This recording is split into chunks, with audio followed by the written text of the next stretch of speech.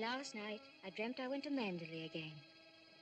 It seemed to me I stood by the iron gate leading to the drive, and for a while I could not enter, for the way was barred to me. Then, like all dreamers, I was possessed of a sudden with supernatural powers and passed like a spirit through the barrier before me. The drive wound away in front of me, twisting and turning as it had always done. But as I advanced, I was aware that a change had come upon it. Nature had come into her own again, and little by little had encroached upon the drive with long, tenacious fingers. On and on wound the poor thread that had once been our drive. And finally, there was Manderley. Manderley, secretive and silent. Time could not mar the perfect symmetry of those walls. Moonlight can play odd tricks upon the fancy, and suddenly it seemed to me that light came from the windows. And then a cloud came upon the moon and hovered an instant like a dark hand before a face. The illusion went with it. I looked upon a desolate shell with no whisper of the past about its staring walls.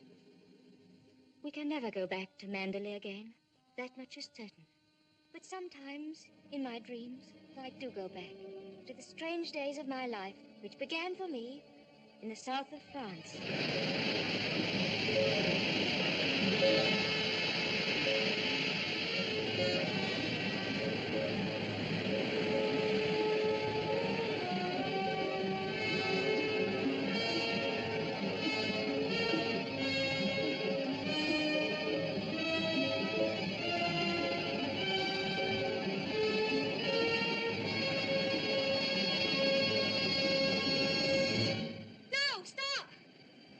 What the devil are you shouting about?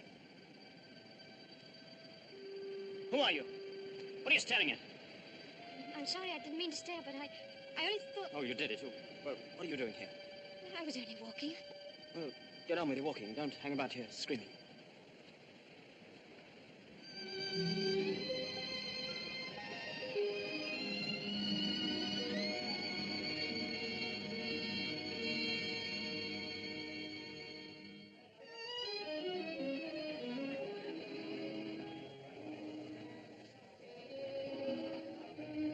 I'll never come to Monte Carlo out of season again. Not a single well-known personality in the hotel.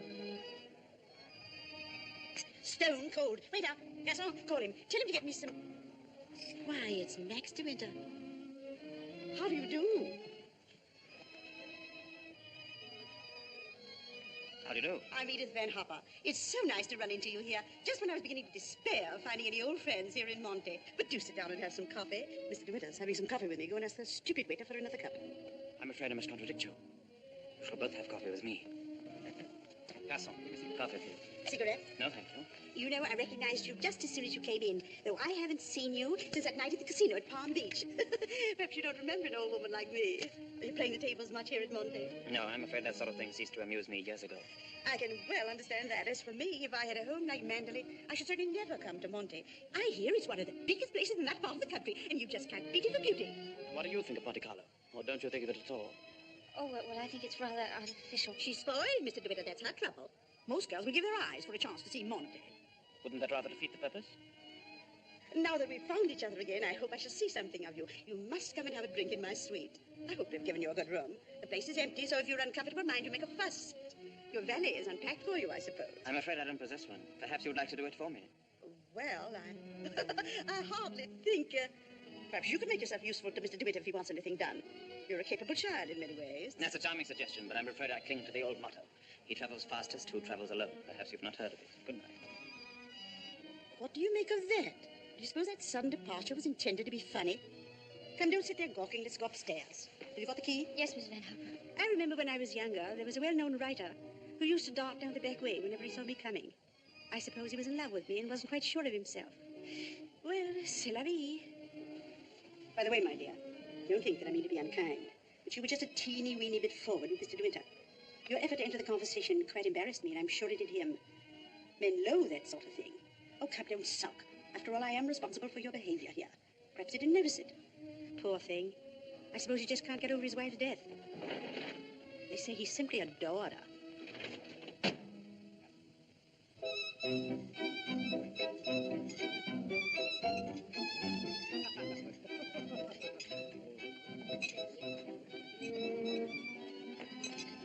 Louis, go ahead. Oh, how awkward of me. Oh, what a stupid thing to do. Oh, I'm so sorry. Please don't bother. It doesn't really matter. Oh, leave that. Go and lay another place at my table.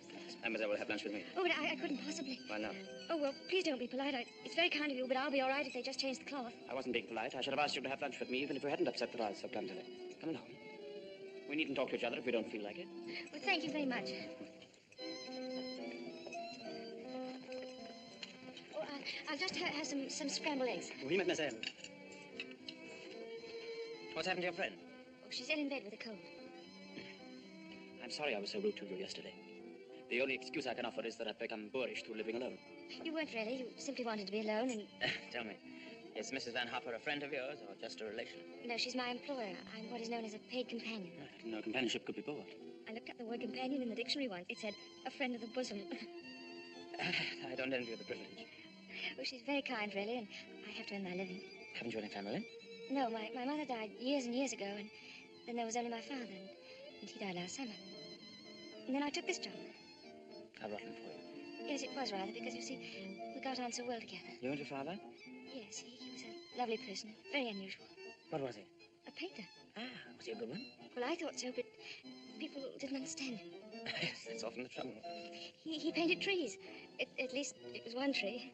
You mean he painted the same tree over and over again? Yes, you see, he had a theory that if you should find one perfect thing or place or person, you should stick to it. Do you think that's very silly? Not at all. I'm a firm believer in that myself. And what did you find to do with yourself while he was painting his tree? Well, I sat with him and I sketched a little. I don't do it very well, though. Oh, you're going sketching this afternoon? Yes. Where? Oh, I haven't made up my mind. I'll drive you somewhere in the car. Oh, no, please, I didn't mean... Oh, nonsense. Finish up that mess and we'll get along.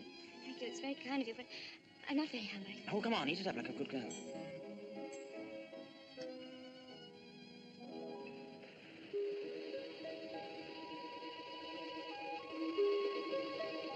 You've taken long enough for that sketch. I shall expect a really fine work of art.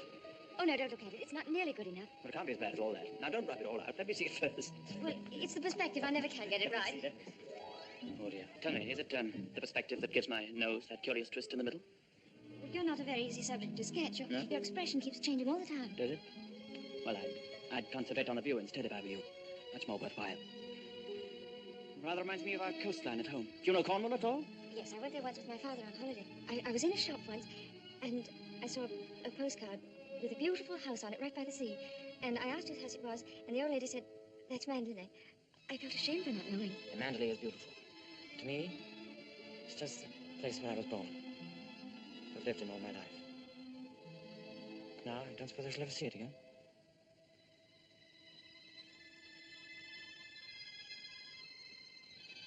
We're lucky not to be home during the bad weather, aren't we? I can't ever remember enjoying swimming in England till June, can you? The water's so warm here that I could stay in all day. There's a dangerous undertow, and there's a man who drowned here last year. I never had any fear of drowning, have you?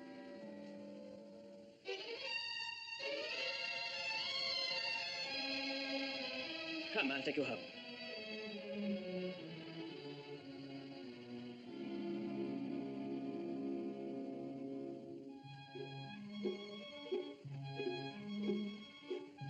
Oh, yes. I know Mr. DeWitt well. I knew his wife, too. Before she married, she was the beautiful Rebecca Hildreth, you know. She was drowned, poor dear, while she was sailing near Mandalay. He never talks about it, of course, but he's a broken man. I suppose I'd better have it. Wretched stuff. Give me a chocolate, quick. Oh, there you are. It's about time. Hurry up. I want to play some rummy.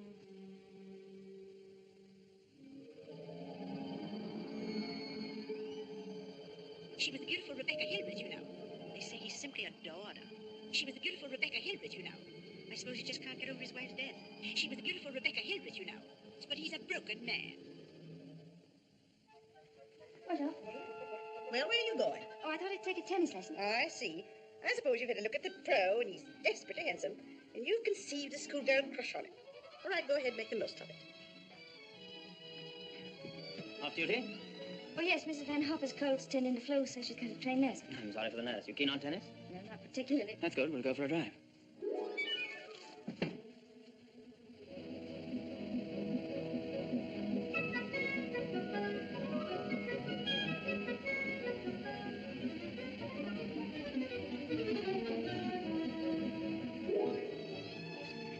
Good afternoon, Miss Van Hopper. How are you feeling? You got on rather well with him, didn't you? That pro must have been teaching you other things than tennis. Hurry up, I want you to make some calls. Wonder if Mr. De Winter is still in the hotel.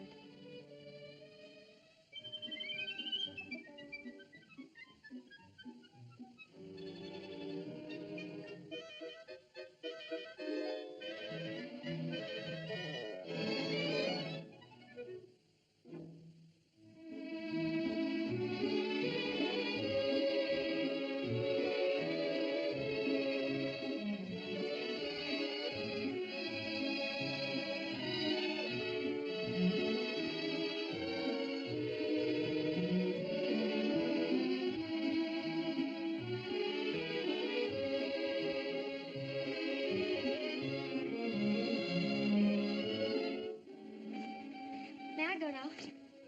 For the number of lessons you've had, you ought to be ready for Wimbledon. But this will be your last, so make the most of it. Trouble is, with me laid up like this, you haven't had enough to do. I'm getting rid of that nurse today, and from now on, you'll stick to your job. Yes, Miss Van Hopper. Nurse, Yes, Miss Van Hopper? are you absolutely sure you left those messages for Mr. De Winter? Why, yes, madame. I simply can't believe it. He would most certainly have called me back. Oh, well, poor boy. I simply hate to see him so alone.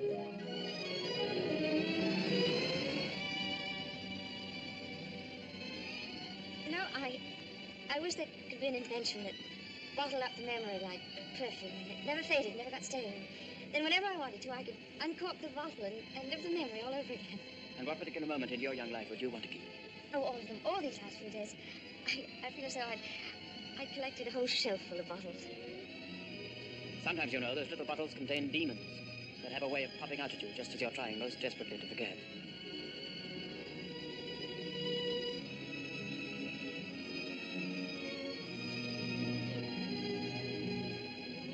Stop biting your nails. Oh, I wish I were a woman of 36, dressed in black satin with a string of pearls. You wouldn't be here with me if you were. Would you please tell me, Mr. De Winter, why you asked me to come out with you? Oh, it's obvious that you want to be kind, but why do you choose me for your chat?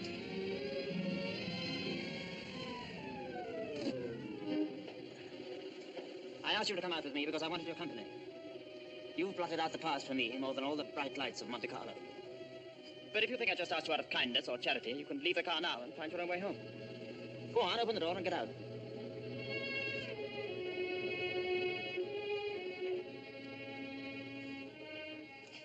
Better blow your nose.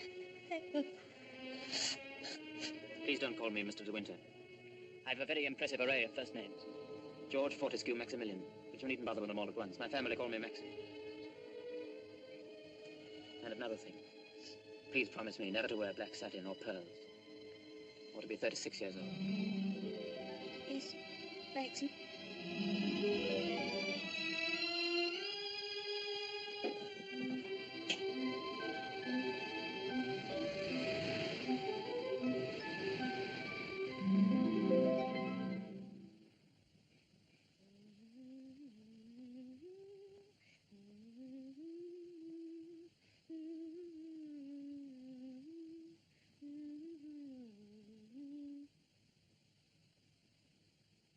For the love of Pete, come here. What do you think? My daughter's engaged to be married. Oh, really? How nice. We must leave for New York at once. Get reservations on the Aquitania, and we'll take the 12:30 train for Cherbourg. Hurry up and get in a maid to help with the packing. We've no time to waste. Go on and don't dawdle. Mr. De Winter, please. Oh, he's gone out riding. He won't be back till noon. Oh. Well, give me the porter, please.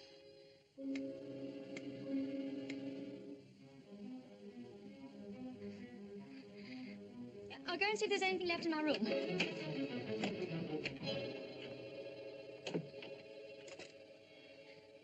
Has Mr. De Winter come in yet? Oh, he has. Would you connect me, please?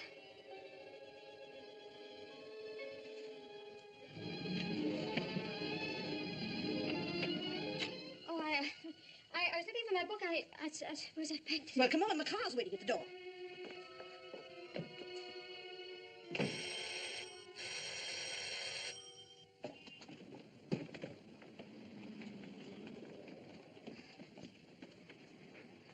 I'd like to leave a forwarding address if they happen to find that book.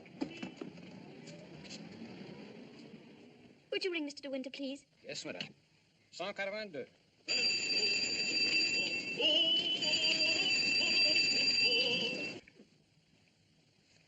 There isn't any answer. Thank you. Tell her to hurry up. Yes, madame. I was looking for Mr. De Winter. Mr. De Winter just ordered breakfast in his room, mademoiselle.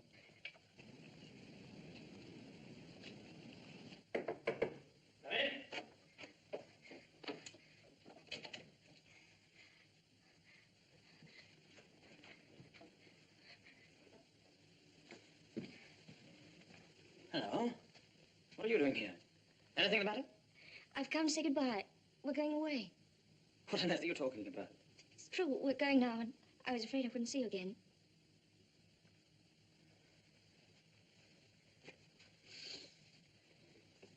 Where's she taking you to? New York. I don't want to go. I shall hate it. I shall be miserable. I'll dress in here. I shan't be long. Which would you prefer? New York or Mandalay? Oh, please don't joke about it. Mrs. Van Harper's waiting, and I'd better say goodbye now. I repeat what I said. Either you go to America with Mrs. Van Harper, or you come home to Mandalay with me. You mean you want a secretary or something? I'm asking you to marry me, you little fool.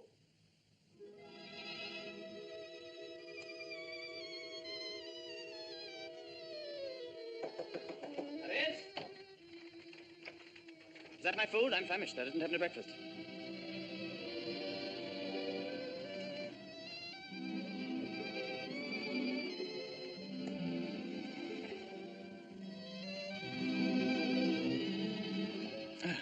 My suggestion didn't seem to go at all well. Sorry. Oh, but you don't understand. It's that well, I'm not the sort of person men marry. What on earth do you mean? I don't belong in your sort of world, for one thing. Well, what is my sort of world? Oh, well, Mandolin, you know what I mean. Well, I'm the best judge of whether you belong there or not. Of course, if you don't love me, that's a different thing.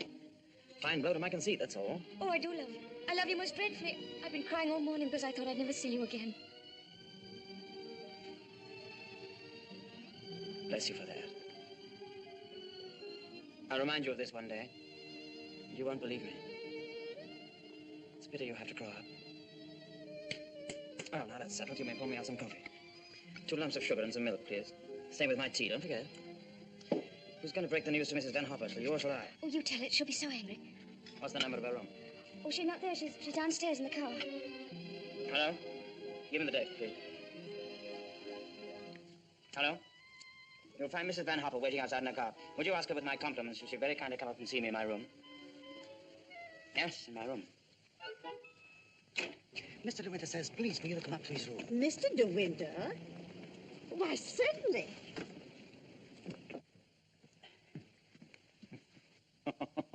This isn't at all your idea of a proposal, is it? It should be in a conservatory. You in a white frock with a red rose in your hand, and a violin playing in the distance, and I should be making violent love to you behind a palm tree. Poor darling. Never mind. Oh, I don't mind. Don't worry, don't worry. You won't have to say a word. I'm so glad you called me, Mr. De Winter. I was making a hasty departure. It was so rude of me not to let you know. But a cable came this morning announcing that my daughter is engaged to be married. That's rather a coincidence, Mrs. Van Harper. I asked you up here in order to tell you of my engagement. You don't mean it? Oh, how perfectly wonderful. How romantic. Who is the lucky lady? I apologize for depriving you of your companion in this abrupt way. I do hope it won't inconvenience you too greatly. When did all this happen? Just now, Mrs. Van Harper. Just a few minutes ago. I simply can't believe it. And I suppose I ought to scold you for not having breathed a word of all of this to me. What am I thinking of? I shall give you both my congratulations and my blessings. I'm very happy for you both. When and where is the wedding to be? Here, as soon as possible. A whirlwind romance. Splendid. I can easily postpone my sailing for a week. This poor child has no mother, so I shall take responsibility for all the arrangements. Trousseau, reception, and everything, and I'll give the bride away. But our luggage. Go down and tell the porter to take everything out of the car. Just a minute. We're most grateful, Mrs. Van Hopper, but I think we'd both prefer to have it all as quiet as possible. And I couldn't possibly allow you to change your sailing plans. Oh, but... No. Dear, I'll go down and see that your luggage is brought back. Thank you, Max. So this is what's been happening during my illness. Tennis lessons, my foot. I suppose I have to hand it to you for a fast worker. How did you manage it? Still waters certainly run deep. Tell me, have you been doing anything you shouldn't? I don't know what you mean. Oh, well, never mind. I always did say that Englishmen have strange tastes. But you certainly have your work cut out as mistress of Manderley. To be perfectly frank with you, my dear, I can't see you doing it. You haven't the experience. You haven't the faintest idea of what it means to be a great lady.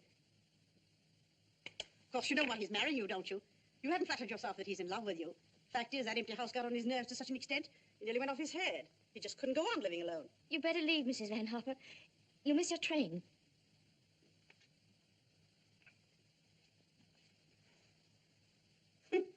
Mrs. De Winter. Goodbye, my dear, and good luck.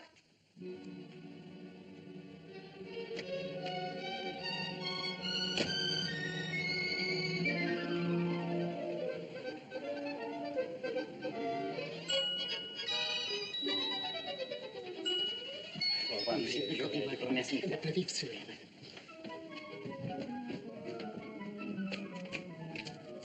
Monsieur, vous avez oublié votre carnet de mariage. Oh, he says I've forgotten the proof that we're married. Oh, good heavens.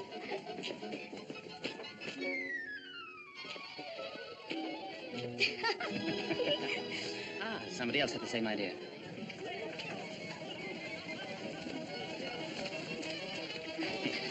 Isn't she sweet? Yeah. You'd have liked a brighter veil, wouldn't you? Or at least... Yes. Oh, Max, how lovely. Oh, perfectly lovely. Oh, perfectly lovely.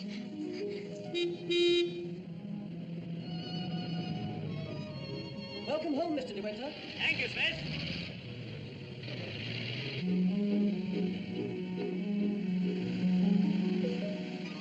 Cold, darling. Yes, just a little bit. There's no need to be frightened, you know. Just be yourself and they'll all adore you.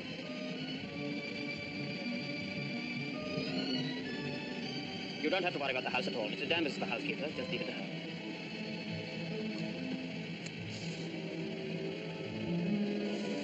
Hello. It's starting to rain. Better hurry up.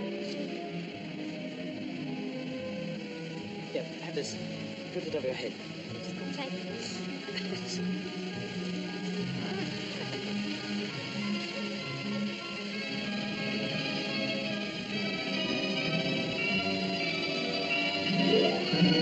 That's it. That's Manderley.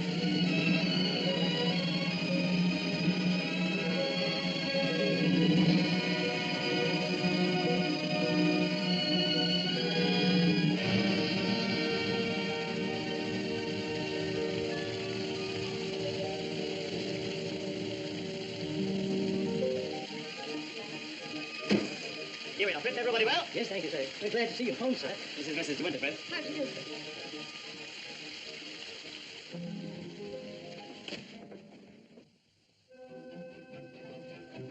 I didn't expect the whole staff to be in attendance. Mr. Danvers ordered, sir. Oh, sorry about this. Won't take long.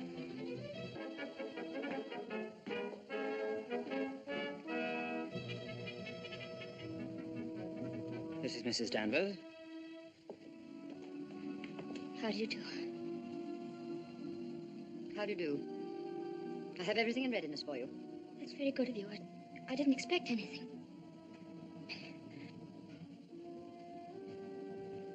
I think we'd like some tea, Fritz. Very hot item, sir.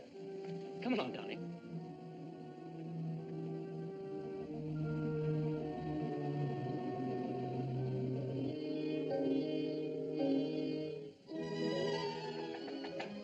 Oh, Maxim, come in. Oh, good evening, Mrs. Danvers. Good evening, madam.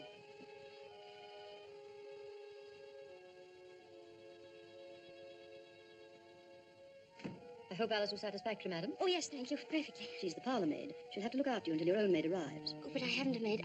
I'm sure Alice will do very nicely. I'm afraid that would not do for very long, madam. It's usual for ladies in your position to have a personal maid. I hope you approve the new decoration of these rooms, madam. Oh, I didn't know it'd been changed. I hope you haven't been to too much trouble.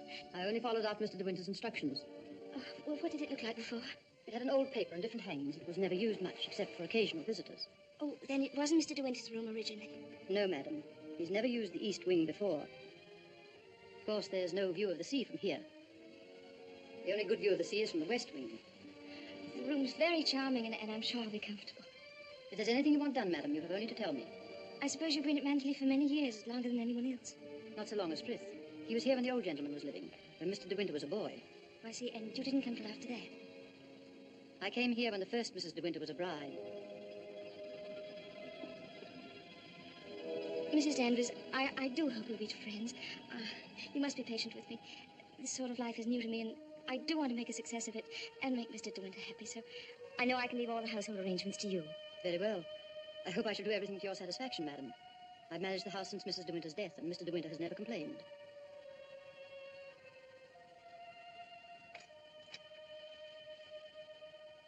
I think I'll go downstairs now.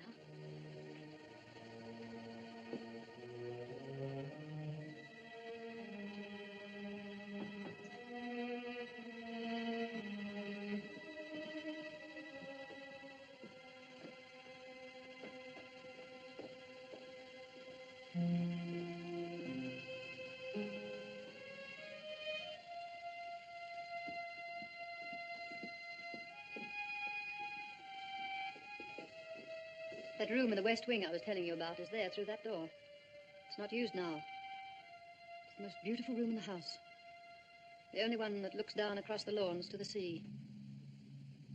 It was Mrs. De Winter's room.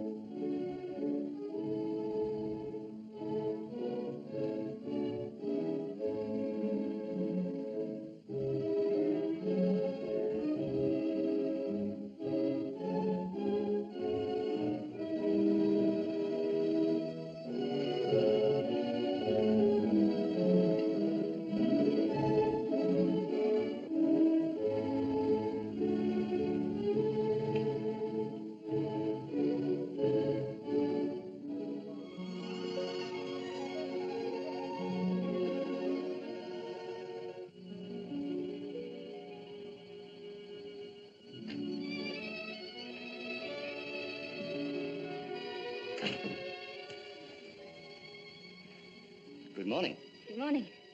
You're Mrs. De Winter, aren't you? Yes. My name's Crawley. I manage the estate for Maxim. Awfully glad to meet you. There's a fearful lot of stuff piled up while Maxim was away. Yes, I'm sure there must have been. I do wish I could help with some of it. Oh, no. Frank never loves anybody to help him. He's like an old mother hen with his bills and rents and taxes. Come on, Frank, we must go with these estimates. I'll get my papers. You'll find quantities of breakfast over there, but you must eat it all or cook will be mortally offended. Well, I'll do my best, Maxim. I have to go over the place with Frank just to make sure that he hasn't lost any of it. She'll be all right, won't she? Mm-hmm. Getting acquainted with your new home. Have a look at the Times. There's a thrilling article on what's the matter with English cricket.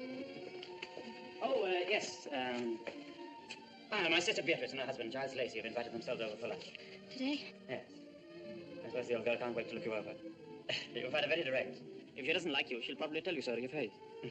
Don't worry, darling. I'll be back in time to protect you from her. Goodbye, darling. Goodbye, Maxim. Goodbye. Goodbye.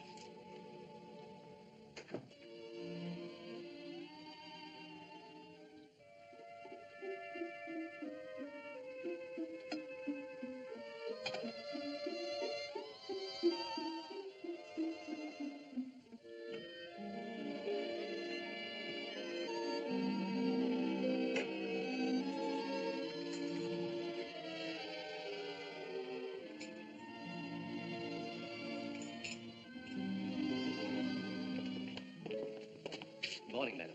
Good morning, Frith.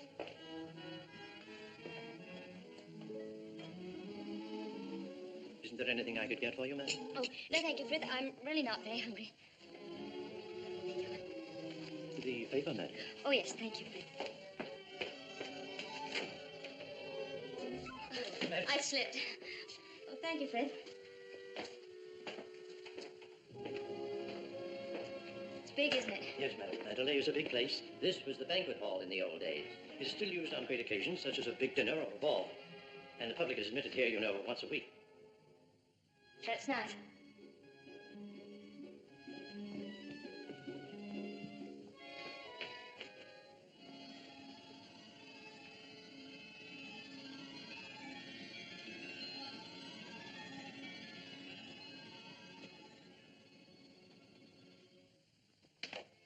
I beg pardon, madam. I'm afraid the fire is not usually lit in the library until the afternoon, but you'll find one in the morning room. Of course, if you wish this fire lit now, madam. Oh, no, Fred, I wouldn't dream. Mrs. De Winter, I mean the late Mrs. De Winter, always did her correspondence and telephoning in the morning room, after breakfast. Thank you, Fred.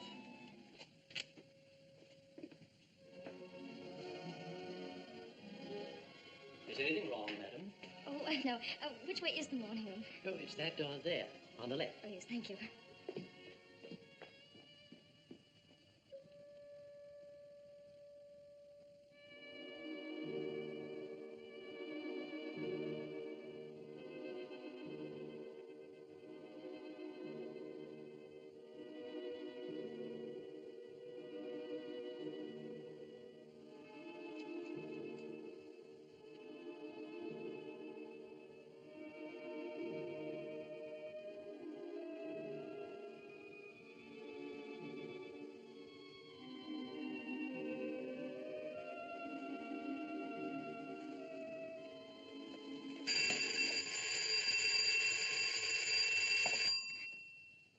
Mrs. De Winter?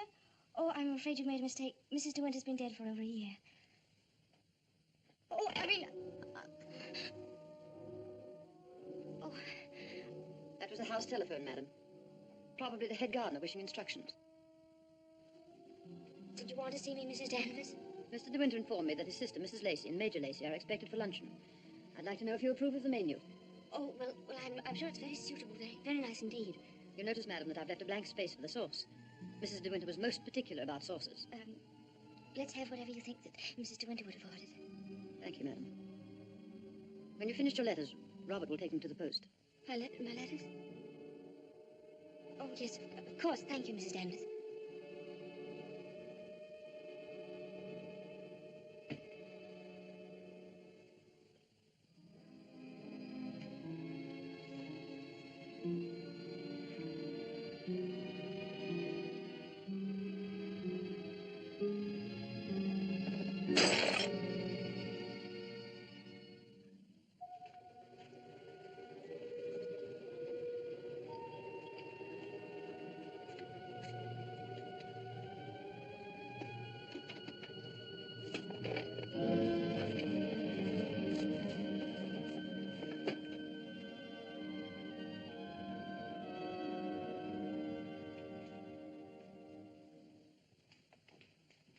How are you, Fifth? Good morning, Mrs. Lacey. Where's Mr. De Winter? I believe he went down to the farm with Mr. Crawley.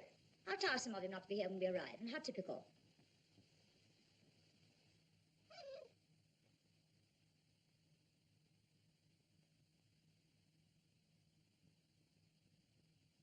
I must say old Danvers keeps the house looking lovely. She certainly learned that trick of arranging flowers from Rebecca. I wonder how she likes it now, being ordered about by an ex-chorus girl. Now, where on earth did you get the idea she's an ex-chorus girl? He picked her up in the south of France, didn't he? What if he did? Well, I mean to say, there you are.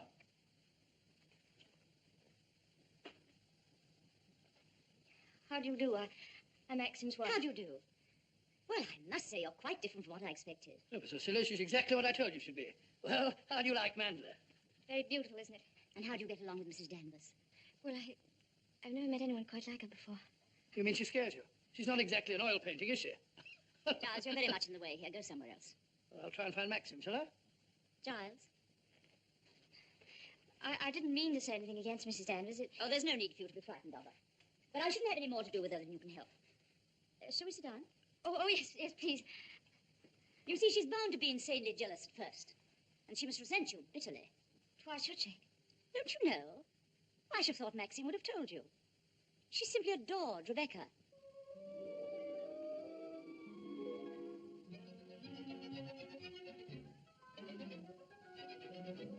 are you, Robert? Quite well, thank you, madam. Still having trouble with your teeth? Unfortunately, yes, madam. You should have them out. All of them. Wretched nuisances, teeth. Thank you, madam. Oh, a plateful. Do you hunt? No, I don't. I'm afraid I don't even ride. Oh, have to ride down here. We all do. Which do you ride, side saddle or astride? Oh, of course, I forgot you don't, do you? You must. Nothing else to do down here. Maxine, when are you going to have parties here again like the old days? Oh, I haven't thought about it. But everyone's dying to see you, and... Yes, I bet they are. Why don't you have the masquerade ball again this summer? My dear, you fond of dancing? Well, I love it, but I'm not very good at it. Do you rumba? I've never tried. You must teach me. Myself, I'm trying to find out exactly what your wife does do. She sketches a little. Sketches. Not this modern stuff, I hope. You know, portrait of a lampshade upside down to represent a soul in torment. Don't sail, do you? No, I don't. Thank goodness for that. Huh?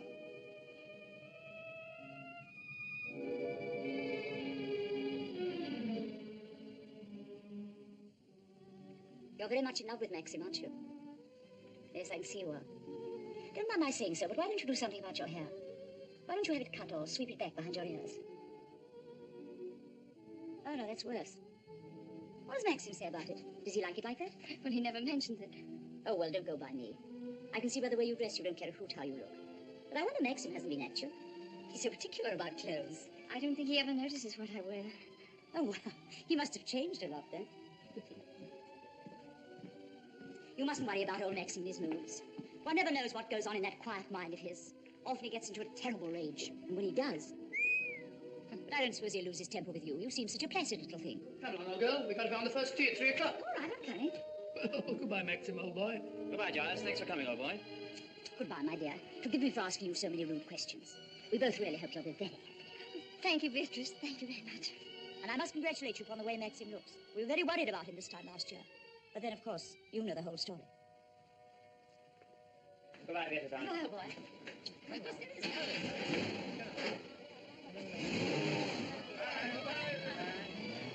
Well, thank heavens they've gone. Now we can have a walk about the place. Looks as though we might have a shower, but you won't mind that, do you? No, but wait a minute. I'll go upstairs and get a coat. There's a heap of mackintoshes in the flower room. Robert, run and get a coat from the flower room for Mrs. De Winter, will you? What do you think of Beatrice? Oh, I liked her very much, but she kept saying that I was quite different from what she expected. What the devil did she expect? Oh, someone smarter and more sophisticated, I'm afraid. Oh. Do you like my hair? Hair? Yes, of course I do. What's the matter with it? Oh, no, I just wondered. Funny you are. Thank you. Do I have to put it on? Yes, certainly, certainly, certainly. Can't be too careful with children. Come on, Jasper, come and take some of that fat off.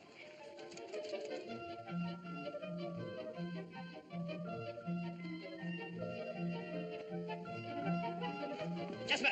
Here, not that way. Come here. Where does that lead to? Oh, it leads to a little cove where we used to keep a boat. Oh, let's go down there. Well, no, it's perfectly dull, uninteresting stretch of sand, just like any other. Oh, please. Well, all right, we'll walk down and take a look if you really want to.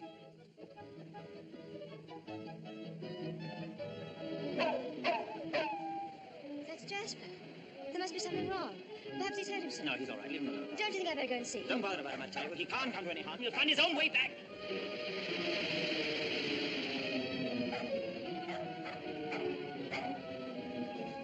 Jasper! Jasper! Oh, there you are.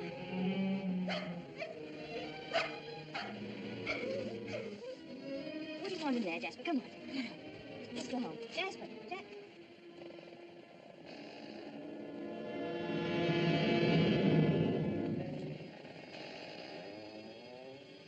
Oh.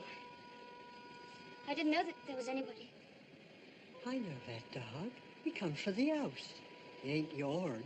No, he's Mr. De Winter's dog. Have you anything I could tie him with?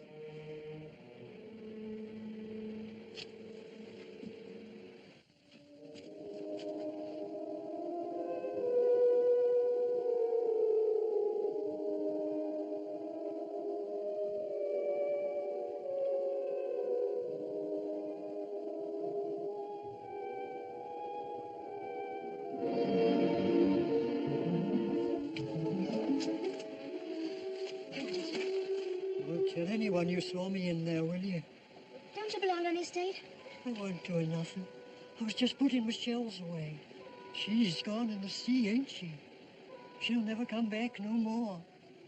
No, she'll never come back. Come on, Jasper.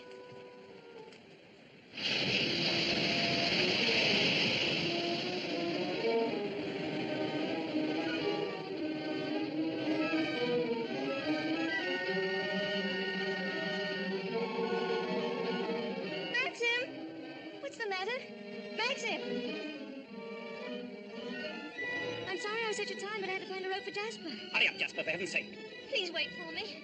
Maxim, what is it? You look so angry. You knew I didn't want you to go there, but you deliberately went. Why not? There was only a cottage down there and a strange man who was... You didn't go into the cottage, did you? Yes, the door... Oh, don't go there again, do you hear? Why not? Because I hate the place, and if you had my memories, you wouldn't go there or talk about it or even think about it. What's the matter? Oh, I'm sorry, please. You should have stayed away. You should never have come back to Manderley. Oh, what a fool I was. I made you unhappy. Somehow I've hurt you. Oh, I can't bear to see you like this. Because I love you so much. Do you? Do you?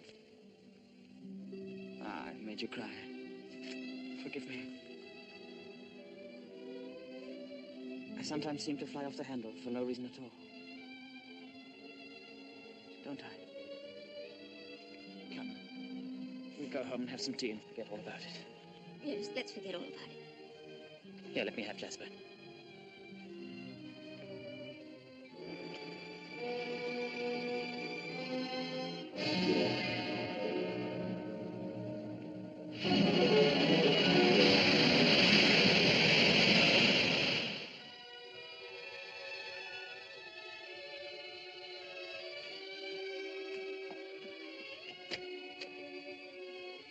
Hello, come in. Oh, please don't tell Mr. Crawley. I was just wondering if you meant what you said the other day about showing me the run of things. Of course I did. What are you doing now? Notifying all the tenants in the celebration of Maxim's return with his bride, this week's rent will be free. Oh, was that Maxim's idea? Oh, yes. All the servants get an extra week's wages, too. Oh, he didn't tell me. Can't I help you? I could at least take the stamps. Well, that's terribly nice of you. Won't you sit down? Oh, yes, thank you.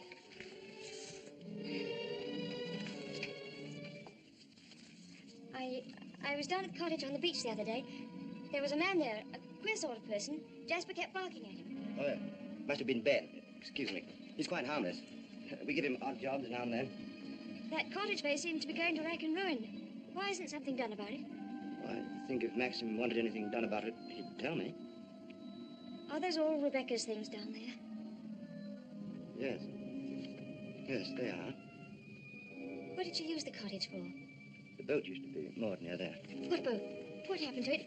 Was that the boat she was sailing in when she was drowned? Yes. Capsized and sank. She was washed overboard. Wasn't she afraid to go out like that alone? She wasn't afraid of anything. Where did they find her? Near Edgecombe. About 40 miles up channel, about 2 months afterwards. Maxim went up to identify her. It was horrible for him. Yes, it must have been.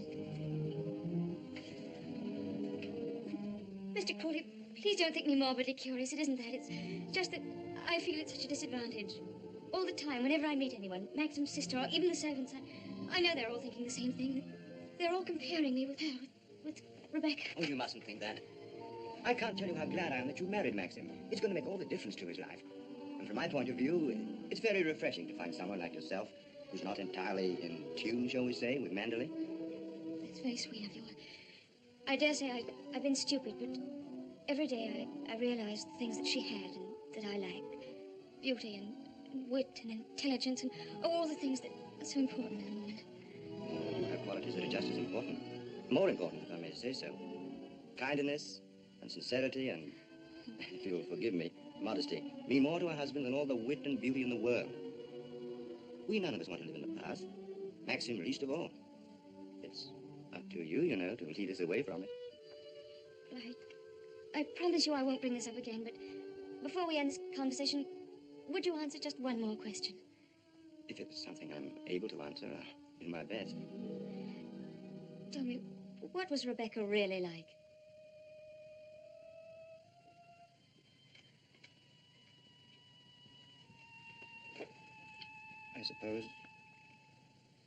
I suppose she was the most beautiful creature I ever saw.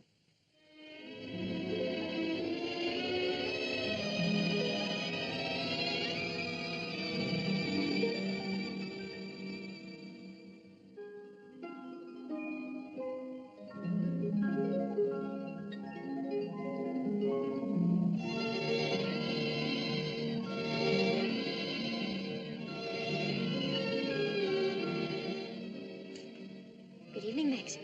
Hello. The thumbs of the honeymoon have arrived at last. We timed, you think, before dinner?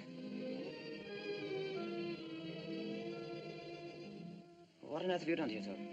Oh, nothing. I just ordered a new dress from London. I hope you don't mind. Oh, no. Well, do you think that sort of thing's right for you? Doesn't seem your type at all. I thought you'd like it. And what have you done to your hair? Oh, I see. Oh, dear, oh, dear, oh, dear. I'm sorry. You look lovely, lovely. It's very nice for a change. Shall we see these pictures? Yes, I'd love to see them.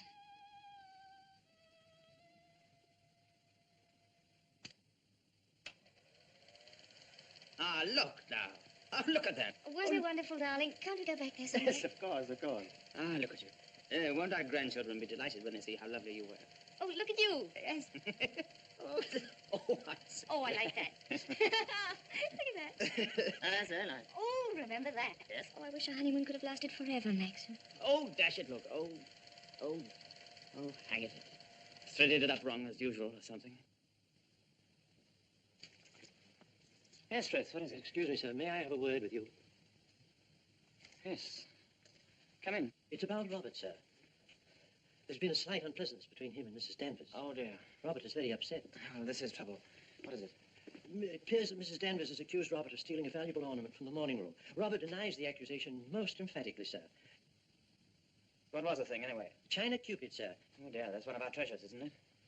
Well, tell Mrs. Danvers to get to the bottom of it somehow and tell her I'm sure it wasn't Robert. Very good, sir. Why do they come to me with these things? That's your job, sweetheart.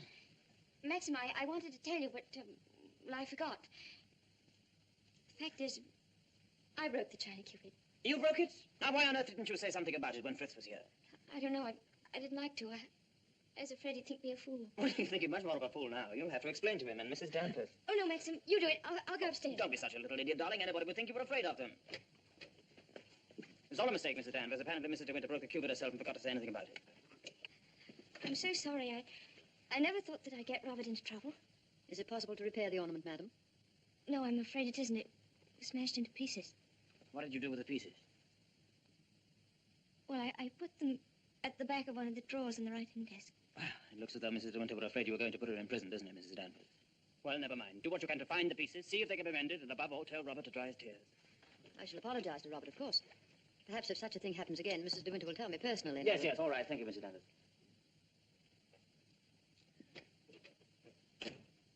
Well, I suppose that clip will hold all right. I don't know.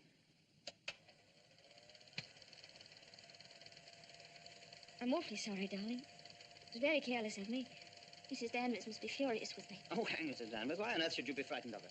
You behave more like a upstairs maid or something, not like the mistress of the house at all. Yes, I know I do. But I feel so uncomfortable. I try my best every day, but it's very difficult with people looking me up and down as if I were a prize cow.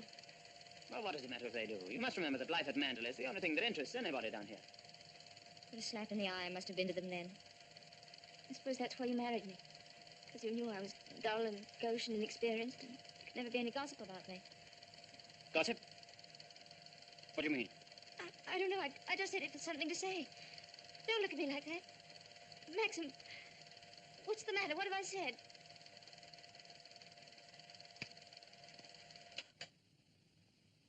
Wasn't a very attractive thing to say, was it? No. It was rude, hateful. I wonder if I did a very selfish thing in marrying you. How do you mean? I'm not much of a companion to you, am I? You don't get much fun, do you? You ought to have married a boy. Someone of your own age. Maxim, why do you say this? Of course we're companions. Are we? I don't know. I'm very difficult to live with. No, you're not difficult. You're easy, very easy. Our marriage is a success, isn't it? A great success. We're happy, aren't we? Terribly happy.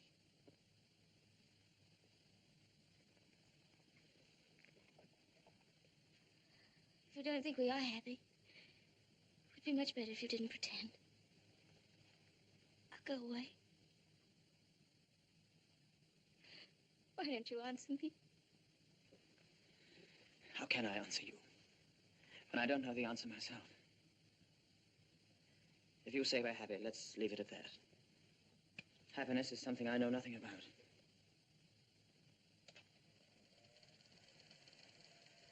Oh, look. There's the one when I left the camera running on the tripod, remember?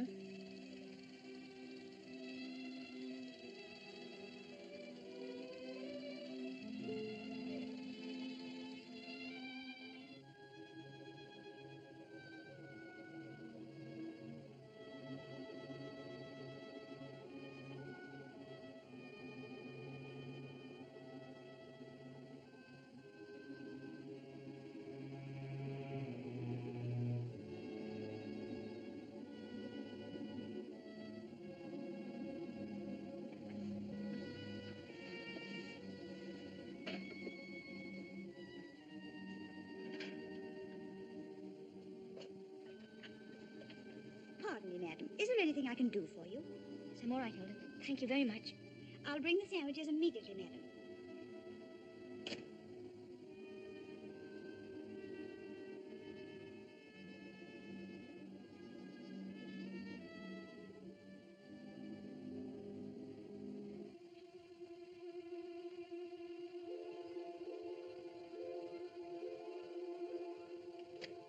Hilda, Yes, madam.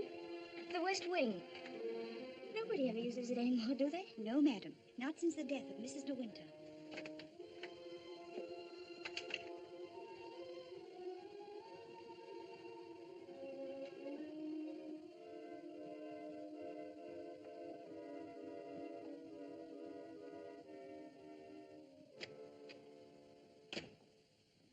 Come along, Mr. Jack, or someone may see you. Well, Danny, old Harvey, it's been good to see you again. I've been simply breathless to pick up all the news. I really don't think it's wise for you to come here, Mr. Jack. Jasper, come here. Oh, nonsense, nonsense. It's just like coming back home. Quiet, Mr. Jack. Yes, and we must be careful not to shock Cinderella, mustn't we? She's in the morning room. If you leave through the garden door, she won't see you. I must say I feel a little like the poor relation sneaking around through back doors. Well, toodaloo, Danny. Goodbye, Mr. Jack. And please be careful.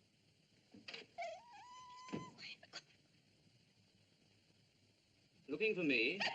Oh, I didn't make you jump, did I? No, of course not. I didn't quite know who it was. Yes. You're pleased to see me, aren't you, old boy? I'm glad there's someone in the family to welcome me back to Manderley. And, how is dear old Max? Very well, thank you. I hear he went up to London, left his little bride all alone. It's too bad. Isn't he rather afraid that somebody might come down and carry you off? Danny, all your precautions were in vain. The mistress of the house is hiding behind the door. What about presenting me to the bride? This is Mr. Favell, madam. How do you do? How do you do? Won't you have some tea or something? Well, now, isn't that a charming invitation? I've been asked to stay to tea, Danny, and I've a good mind to accept. Oh, well, perhaps you're right. Pity, just we're getting on so nicely. We mustn't lead the young bride astray, must we, Jasper? Goodbye. It's been fun meeting you. Oh, and by the way, it would be very decent of you if you wouldn't mention this little visit to your revered husband. He doesn't exactly approve of me. Very well. That's very sporting of you. I wish I had a young bride of 3 months waiting for me at home. I'm just a lonely old bachelor. Very well. Oh, and I know what was wrong with that introduction. Danny didn't tell you, did she? I'm Rebecca's favorite cousin. Toodaloo.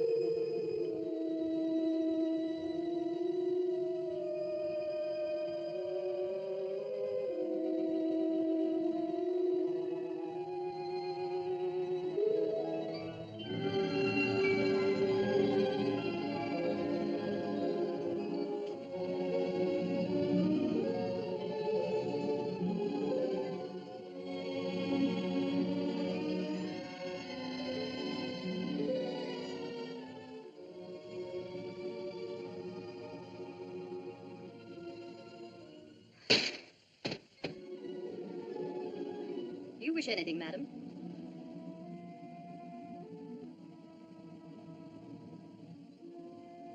I didn't expect to see you, Mrs. Danvers.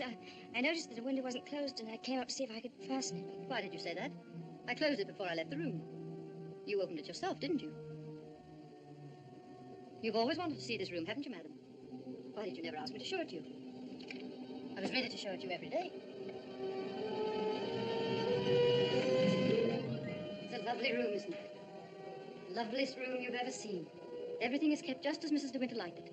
Nothing has been altered since that last night. Come, I'll show you her dressing room. This is where I keep all her clothes. You would like to see them, wouldn't you?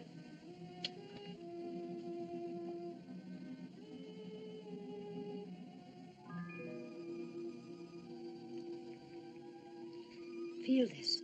It was a Christmas present from Mr. De Winter.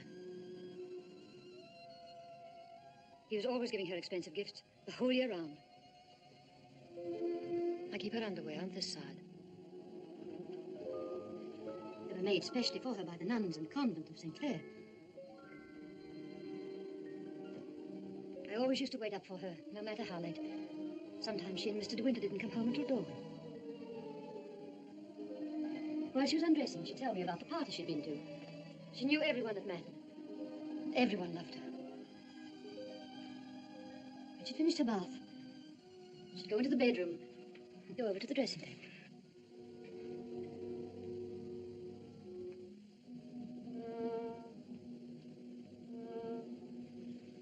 Oh, you've moved her brush, haven't you? There, that's better. Just as she always laid it down. Come on, Danny. Hair drill, she would say. I'd stand behind her like this and brush away for 20 minutes at a time. And then she would say, "Good night, Danny," and step into her bed.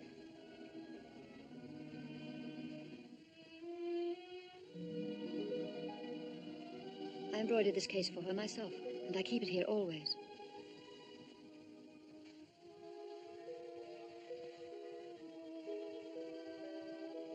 Did you ever see anything so delicate?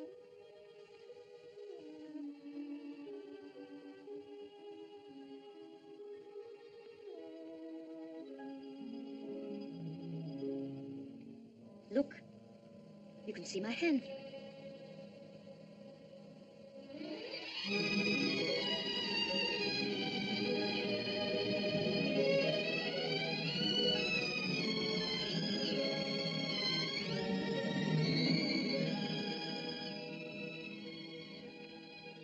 You wouldn't think she'd been gone so long, would you?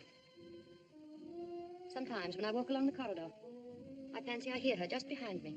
That quick, light step. I couldn't mistake it anywhere. It's not only in this room. It's in all the rooms in the house. I can almost hear it now. Do you think the dead come back and watch the living? I don't believe it. Sometimes. I wonder if she doesn't come back here to Manderley. Watch you and Mr. De Winter together. You look tired. Why don't you stay here a while and rest? And listen to the sea. So soothing. Listen to it. Listen. Listen to the sea.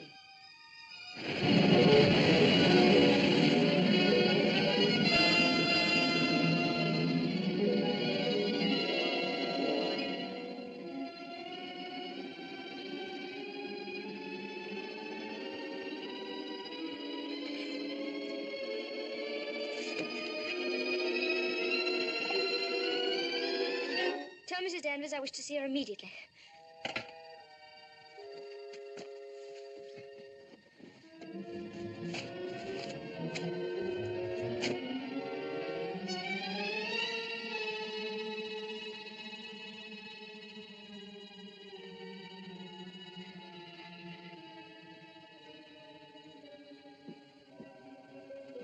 You sent for me, madam?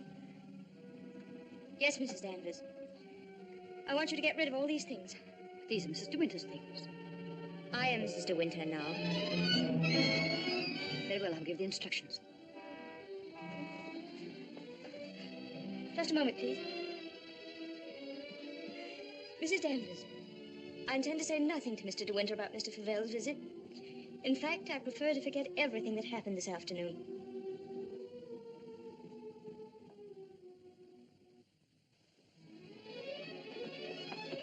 Maxim, you were gone all day. Choking. Oh. Well. What have you been doing with this up? Oh, I've been thinking. Oh, what do you want to do that for? Oh, come in here and I'll tell you. Darling, could we have a costume ball, just as you used to? Now, what put that into your mind? Has Beatrice been at you? No, but I feel that we ought to do something to make people feel that Mandalay is just the same as it always was. Oh, please, darling, could we? You don't know what it would mean, you know. You'd have to be a hostess to hundreds of people. All the county. And a lot of young people will come up from London and turn the house into a nightclub. Oh, yes, but I want to. Oh, please. I've never been to a large party, but I could learn what to do, and I promise you, you wouldn't be ashamed of me.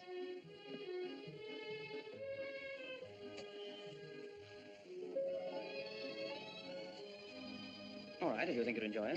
You better get Mrs. Danvers to help you, haven't you? No, I don't need Mrs. Danvers to help me. I can do it myself. Oh, all right, my sweet. Thank you, darling. Thank you. Well, what do you go as? Oh, I never dress up. That's the one privilege I claim as the host. What will you be, Alice in Wonderland with that ribbon around your hair? No, I won't tell you. I'll design a costume all by myself and give you the surprise of your life.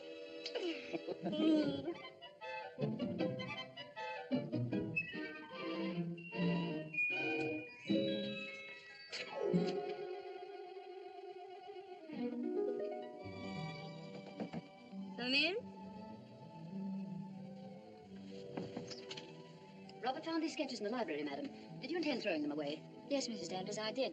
They were just some ideas I was sketching for my costume for the ball. Hasn't Mr. De Winter suggested anything? No, I want to surprise him. I don't want him to know anything about it. I merely thought that you might find a costume among the family portraits that would suit you. Oh, you mean those at the top of the stairs? I'll go and look at them.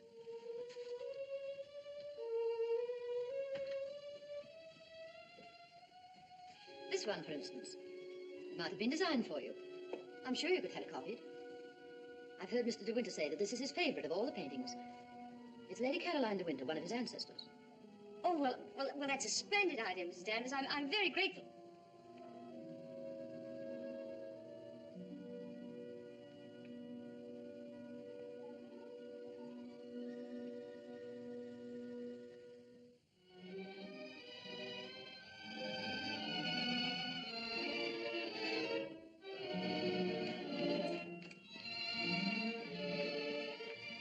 Everything under control, Frith? Yes, sir, thank you. Excuse me, sir. Are you supposed to be a schoolmaster? Oh, no. This is just my old cap and gown. Certainly makes a very nice costume, sir. And economical, too. Yes, that was the idea.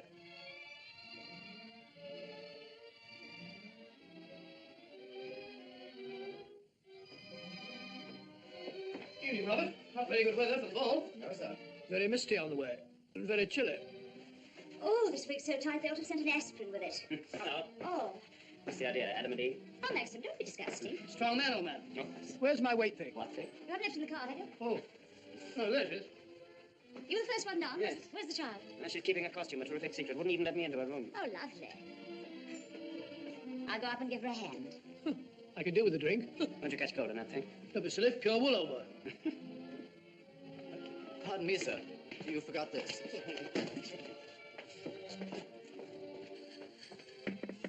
Here I am, dear. It's Bee. I've come to give you a hand.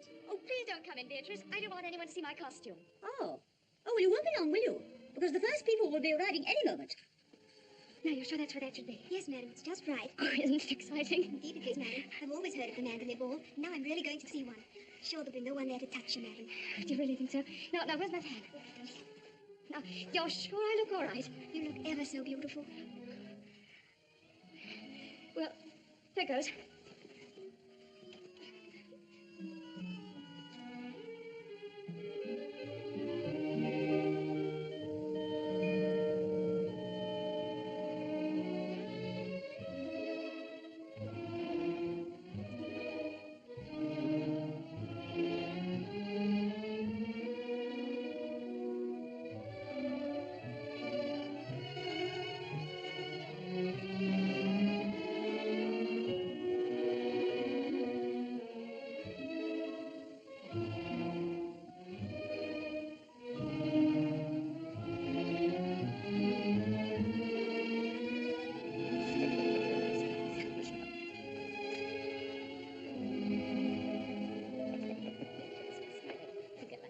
Good evening, Mr. De Winter.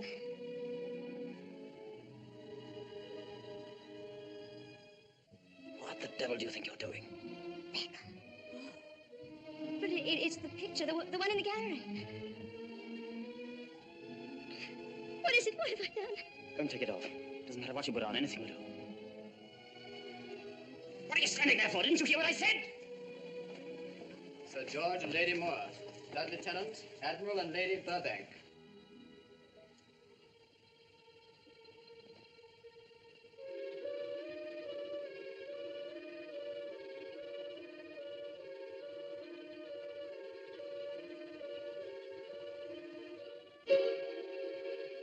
I watched you go down, just as I watched her a year ago.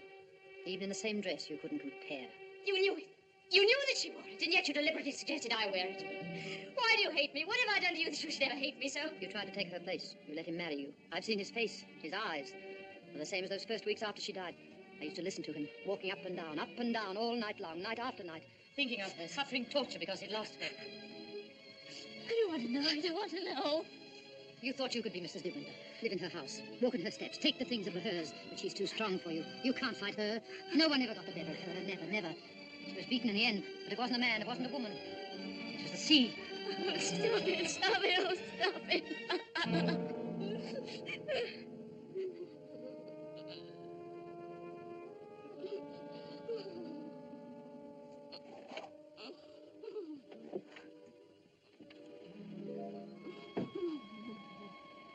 You're overwrought, madam. I've opened a window for you. A little air will do you good.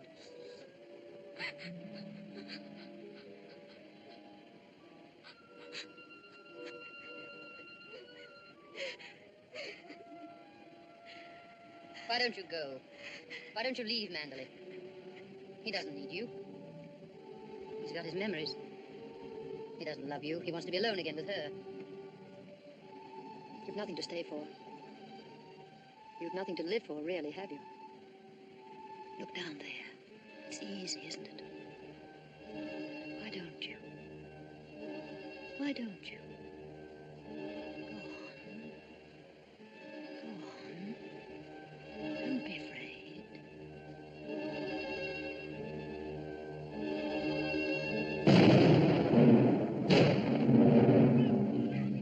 Shipwreck!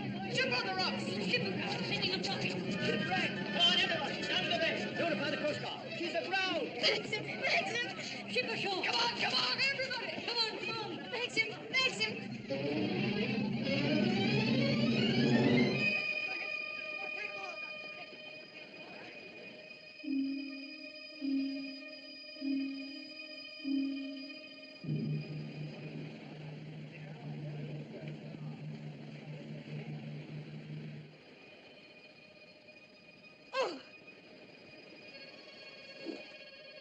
Ben, have you seen Mr. De Winter anywhere?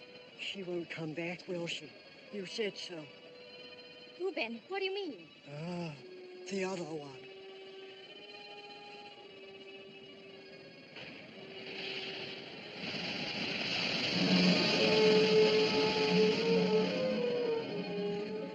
Frank, have you seen Maxim anywhere? Not since about half an hour ago.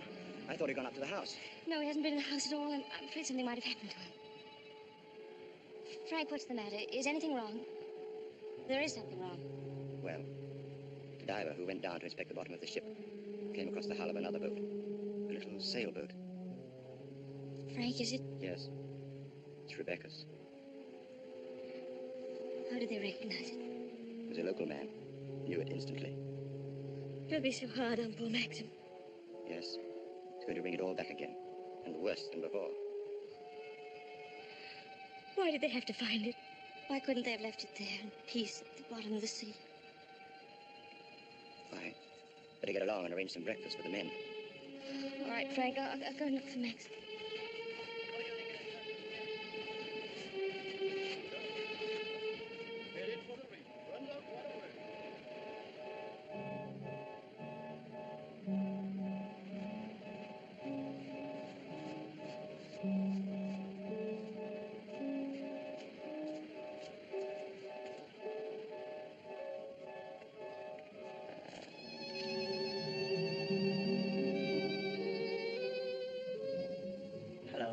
Maxim!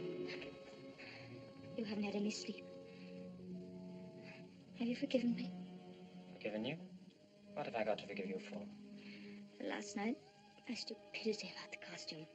Oh, that. I'd forgotten. I was angry with you, wasn't I?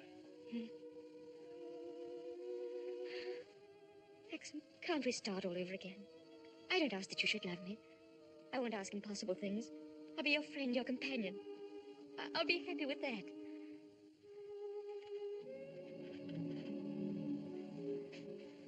You love me very much, don't you? But it's too late, my darling.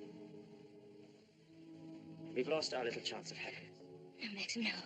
Yes. It's all over now. The things happen. The thing I've dreaded day after day. Night after night. Maxim, what are you trying to tell me? Rebecca has won. Her shadow has been between us all the time, keeping us from one another. She knew that this would happen. What are you saying? They sent a diver down. He found another boat. Yes, I know Frank told me. Rebecca's boat. Oh, it's terrible for you. I'm so sorry. The diver made another discovery. Broke one of the ports and looked into the cabin. There was a body in there. She wasn't alone. There was someone sailing with her, and you have to find out who it was. That's it, isn't it, Maxim? You don't understand. There was no one with her. It's Rebecca's body lying there on the cabin floor. The woman that was washed up at Edgecombe. The woman that is now buried in the family crypt. That was not Rebecca. That was the body of some unknown woman. Unclaimed, belonging nowhere. I identified it, but I knew it wasn't Rebecca. It was all a lie. I knew where Rebecca's body was. Lying on that cabin floor on the bottom of the sea. How did you know, Max?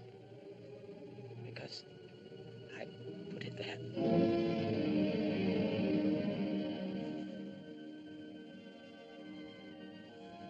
Will you look into my eyes and tell me that you love me now?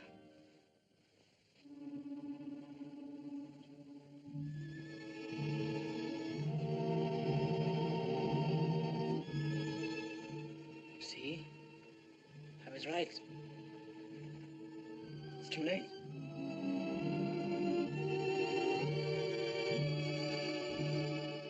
No, it's not too late. You're not to say that. I love you more than anything in the world. Oh, please, Maxim, kiss me, please. No. It's no use. It's too late. Oh, we can't lose each other now. We must be together always. No secrets, no shadows. We only have a few days. A few hours. Maxim, why didn't you tell me before? Yeah, you did sometimes, but you never seemed close enough. How could we be close when I knew you were always thinking of Rebecca? How could I even ask you to love me when I knew you loved Rebecca still? What are you talking about? What do you mean? Whenever you touched me, I knew you were comparing me with Rebecca. Whenever you looked at me, or spoke to me, or walked with me in the garden, I knew you were thinking, this I did with Rebecca, and this, and this. Oh, it's true, isn't it? You thought I loved Rebecca? You thought that? I hated her.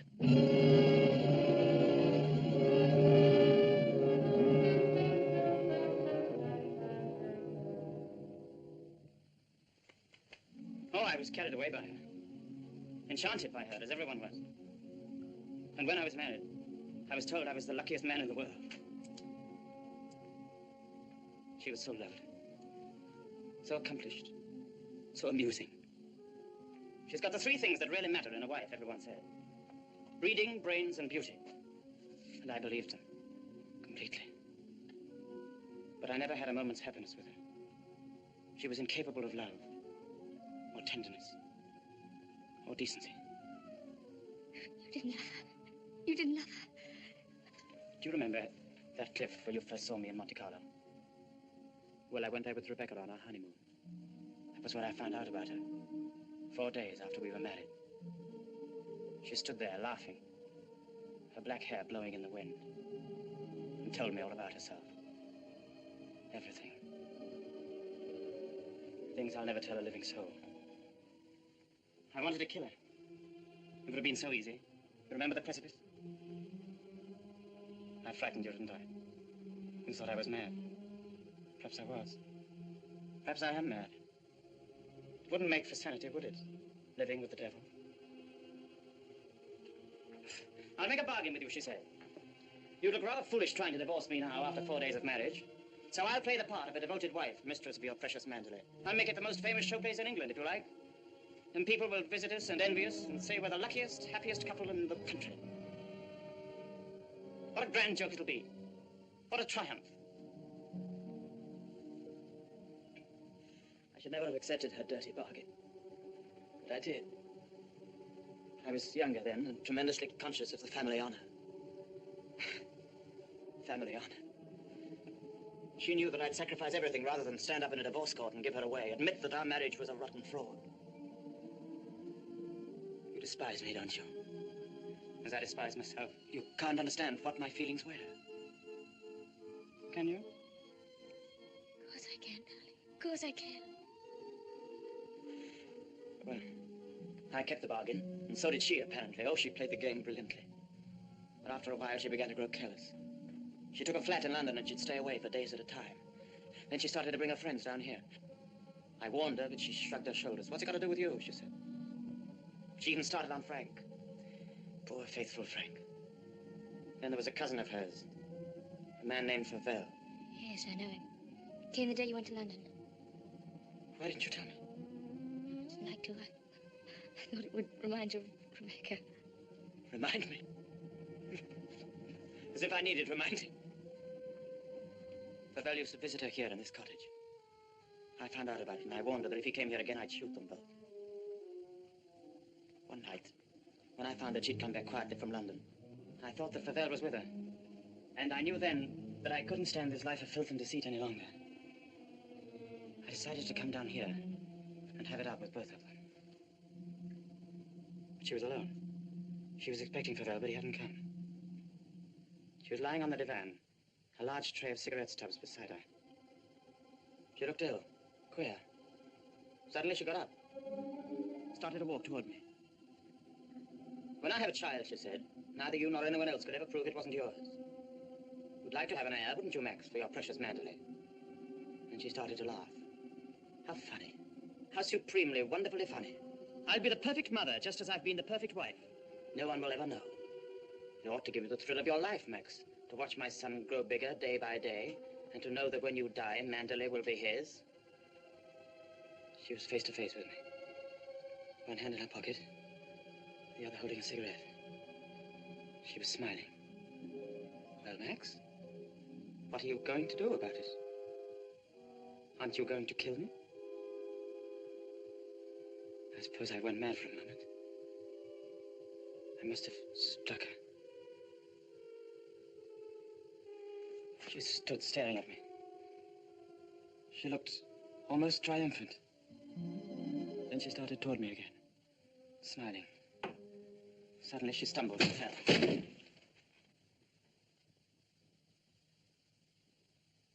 When I looked down, ages afterwards it seemed, she was lying on the floor. She'd struck her head on a heavy piece of ship's tackle. I remember wondering why she was still smiling. And I realized she was dead. But you didn't kill her. It was an accident. Who would believe me? I lost my head. I just knew I had to do something. Anything. I carried her out to the boat. It was very dark. There was no moon. I put her in the cabin. When the boat seemed a safe distance from the shore, I took a spike and drove it again and again through the planking of the hull. I'd opened up the sea cocks and the water began to come in fast. I climbed over into the dinghy and pulled away. I saw the boat heel over and sink. I pulled back into the cove. It started raining. Maxim, does anyone else know of it? No, no one except you and me. We must explain it. It's got to be the body of someone you've never seen before. No, they're bound to know her. Her rings, bracelets she always wore. They'll identify her body. Then they'll remember the other woman. The other woman buried in the crypt. If they find out it was Rebecca, you must simply say that you made a mistake about the other body. That the day you went to Edgecombe, you were ill. You didn't know what you were doing. Rebecca's dead. That's what we've got to remember. Rebecca's dead. She can't speak. She can't bear witness. She can't harm you anymore. We're the only two people in the world that know Maxim, you and I. I told you once that I'd done a very selfish thing in marrying you. You can understand now what I meant. I've loved you, my darling. I shall always love you. But I've known all along that Rebecca would win in the end. No, no. She hasn't won. No matter what happens now, she hasn't won.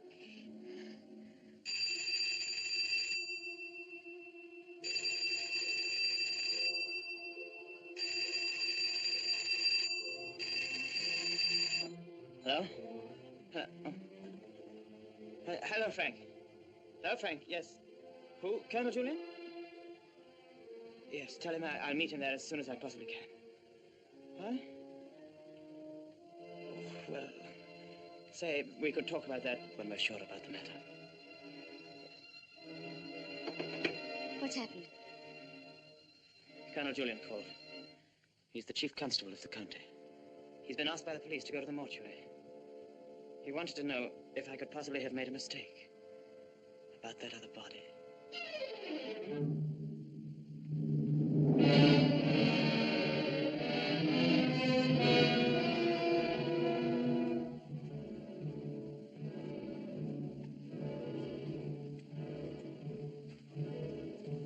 Well, Colonel Julian, apparently I did make a mistake about that other body. The mistake was quite natural under the circumstances. Besides, you read well at the time. That's nonsense. I was perfectly well.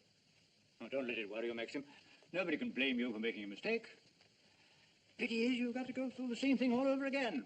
What do you mean? Well, there had to be another inquest, of course. Same formality and red tape. Oh. Wish you could be spared the publicity of it, but I'm afraid that's impossible. Oh, yes. Publicity.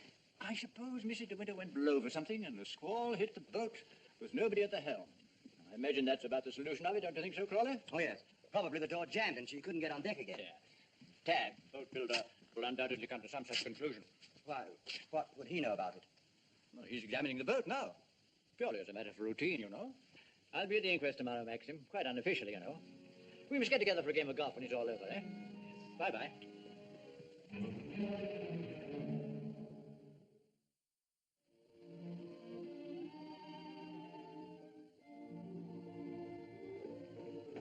I had the evening papers, madam. Would you care to see them? Oh, no, thank you, Frith. And I prefer that Mr. De Winter weren't troubled with Martha. I understand, madam. Permit me to say that we're all most distressed outside. Oh, thank you, Frith. I'm afraid the news has been a great shock to Mrs. Tenders. Yes, I rather expected it would be. It seems there's to be a coroner's inquest, madam? Yes, Frith, it's purely a formality. Of course, madam. I wanted to say that if any of us might be required to give evidence, I should be only too pleased to do anything that might help the family. Oh, thank you, Frith. I'm sure Mr. De Winter will be very happy to hear it, but I don't think anything will be necessary.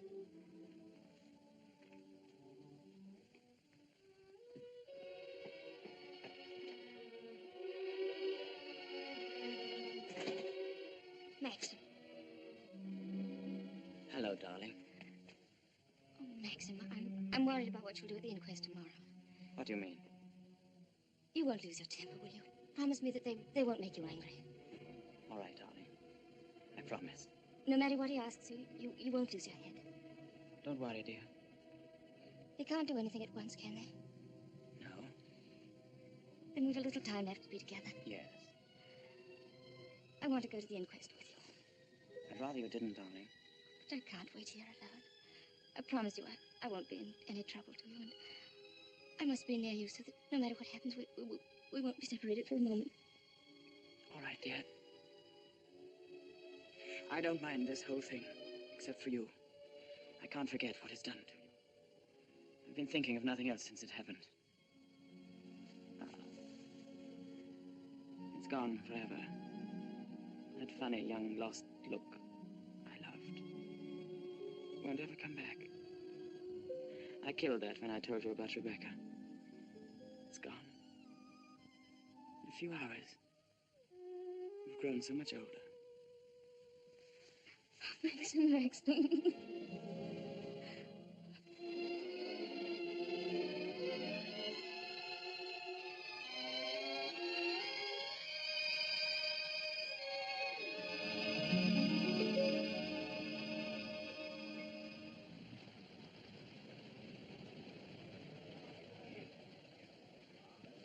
Black Jack Brady was his name.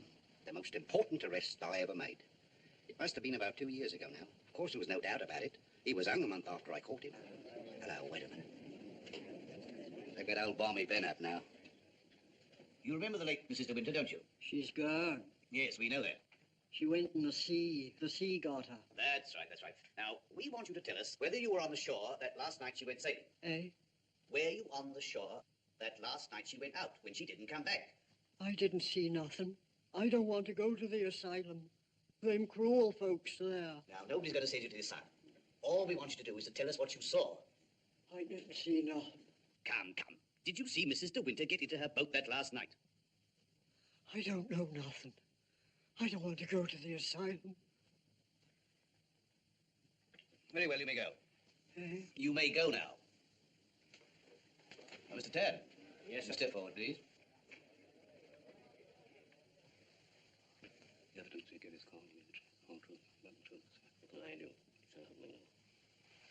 The late Mrs. De Winter used to send her boat to your shipyard for reconditioning.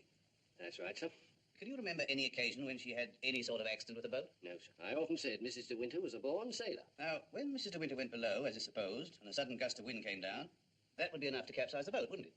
Excuse me, sir, but there's a little more to it than that. Well, what do you mean, Mr. Tad? I mean, sir, the seacocks. What are the seacocks? Well, the seacocks are the valves to drain out the boat. They're always kept tight closed when you're afloat. Yes? Well, yesterday, when I examined that boat, I found they'd been open. Well, what could be the reason for that? Just this. That's what flooded the boat and sunk her. Are you implying? That boat never capsized at all. I know it's a terrible thing to say, sir, but in my opinion, she was scuttled. And there's them holes. What holes? In her planking. What are you talking about? Of course, that boat's been underwater for over a year, and tide's been knocking her against the ridge. But it seemed to me, them holes looked as if she'd made them from the inside. Then you believe she must have done it deliberately? Couldn't have been no accident. Not with her knowledge of boats. You knew the former Mrs. De Winter very well, I believe. Oh, yes. Would you believe her capable of suicide? No, frankly, I would not. You never can tell. You may stand down, Mr. Tabb. Mr. De Winter, please.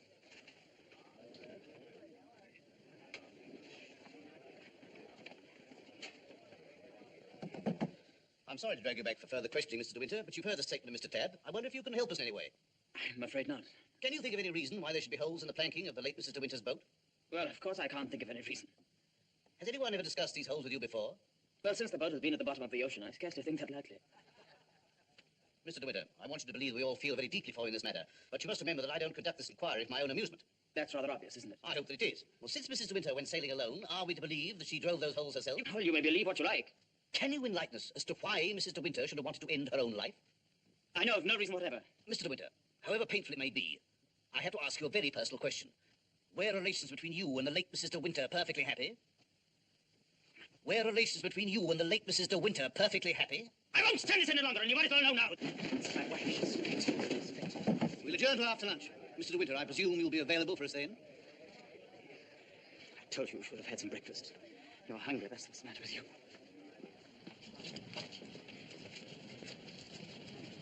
Mr. Frith thought you might like to have some lunch from the house and sent me with it. Oh, that's fine, man. Can you pull around the corner? Very good.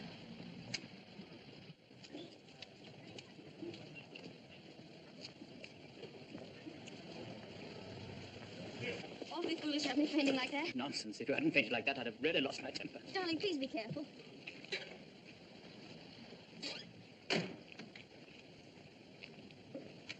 Darling, wait here a few moments. I'll see if I can find old Frank. Of course, darling. Don't worry about me. I'll be all right. Sure. Here. Try a spot of this. Do you good? Thank you. Are you all right? Yes, of course. Won't be long. Right you are. Hello. And how does the bride find herself today? I say, marriage with Max is not exactly a bed of roses, is it? I think you better go before Maxim gets back. Oh, jealous, is he? Well, I can't say I blame him. But you don't think I'm the big bad wolf, do you? I'm not, you know. I'm a perfectly ordinary, harmless bloke. And I think you're behaving splendidly over all this. Perfectly splendidly. You know, you've grown up a bit since I last saw you. It's no wonder. What do you want, fellow? Oh, hello, Max. Things are going pretty well for you, aren't they? Better than you ever expected. I was rather worried about you at first. That's why I came down to the inquest. Well, I'm touched by your solicitude, but if you don't mind, we'd rather like to have our lunch. Lunch? I say, what a jolly idea. Rather like a picnic, isn't it? Oh, I'm so sorry. Do you mind if I put this there? You know, Max, old boy, I really think I ought to talk things over with you. Talk what things over? Well, those holes in the planking, for one thing. Those holes that were drilled from the inside. Oh, Mullen, Yes, sir. would you like a good fellow have my car filled with petrol? It's almost empty. Very good, sir. And Mullen, close the door, will you? Yes, sir. Does this bother you?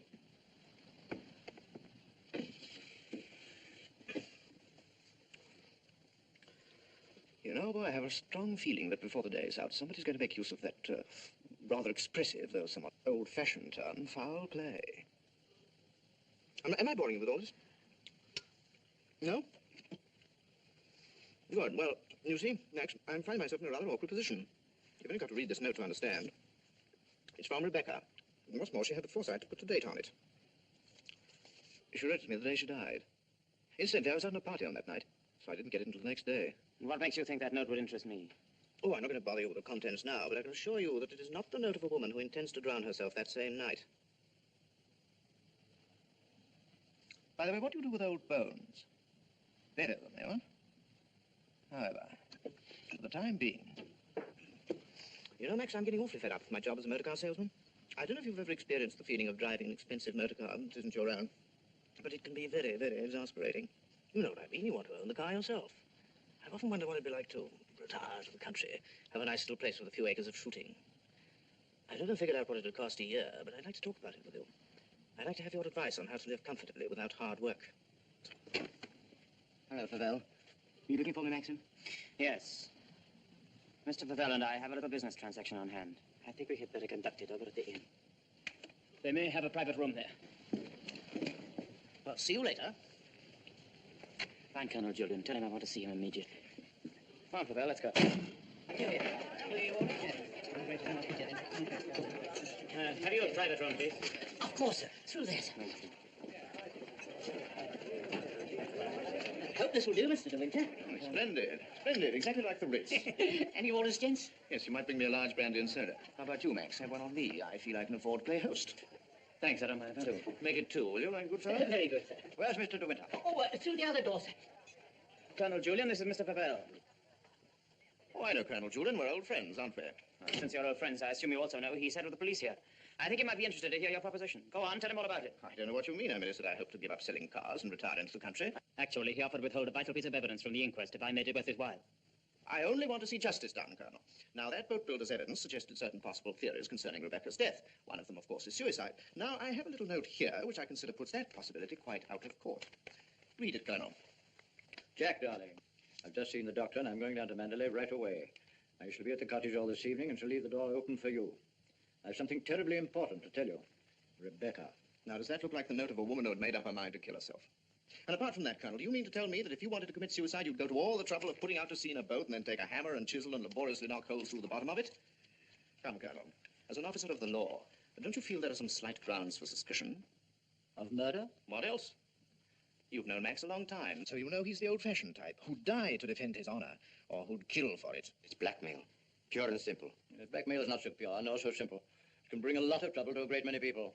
And the blackmailer sometimes finds himself in jail at the end of it. Oh, I see. You're going to hold De Winter's hand through all this. Just because he's the big noise around here, and he's actually permitted you to dine with him. Be careful, Favell. You brought an accusation of murder. Have you any witnesses? Oh, I do have a witness. Oh. It's that fellow Ben. That stupid coroner hadn't been as much of a snob as you are. He'd have seen that half-wit was hiding something. And why should Ben do that? Because we caught him once, Rebecca and I, peering at us through the cottage window. Rebecca threatened him with the asylum. That's why he was afraid to speak, but he was always hanging about. He must have seen this whole thing. It's ridiculous even listening to all this. You're like a little trades union, all of you, aren't you? And if my guess is right, Crawley, there's a bit of malice in your soul toward me, isn't there? Crawley didn't have much success with Rebecca, but he ought to have more luck this time. And the bride will be grateful for your fraternal arm, Crawley, in a week or so. Every time she faints, in fact. Go wait up! Max and Peter! That temper of yours will do you in yet, Max. Oh, excuse me, gentlemen. Now, is there anything else? Yes. You might bring Mr. De Winter a sedative. No, nothing at all. Just leave us. Very good. Now, Favell, let's get this business over. As you seem to have worked out the whole thing so carefully, perhaps you can provide us also with a motive. I knew you were going to bring that up, Colonel. I've read enough detective stories to know that there must always be a motive. And if you'll all excuse me a moment, I'll supply that, too. I wish you'd go home. You ought not to be here through all this. Please let me stay, Maxim. Surely, Colonel Julian, you're not going to allow this fellow to... My opinion of Favell is no higher than yours, Crawley. But in my official capacity, I have no alternative but to pursue his accusation. I entirely agree with you, Colonel. In a matter so serious as this, we must make sure of every point, explore every avenue.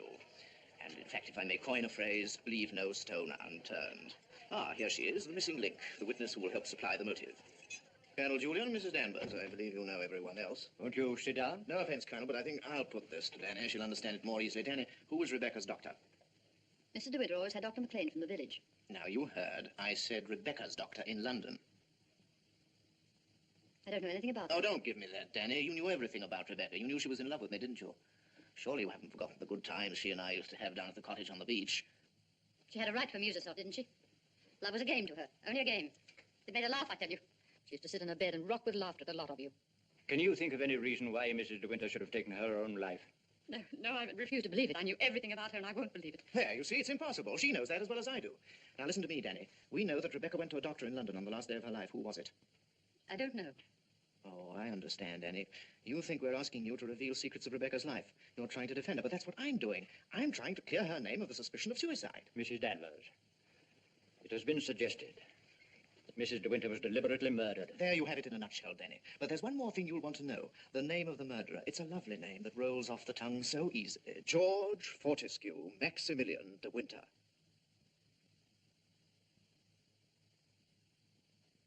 He was a doctor. Mrs. De Winter sometimes went to him privately. She used to go to him even before she was married. We don't want reminiscences, Danny. What was his name?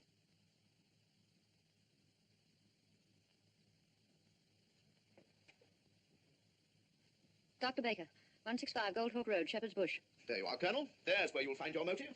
Go and question Dr. Baker. He'll tell you why Rebecca went to him, to confirm the fact that she was going to have a child. A sweet, girly-headed little child. It isn't true. It isn't true. She would have told me. She told Max about it. Max knew he wasn't the father, so like the gentleman of the old school that he is, he killed her. I'm afraid we shall have to question this, Dr. Baker. Here, here. But for safety's sake, I think I'd like to go along, too. Yes, unfortunately, I suppose you have the right to ask that.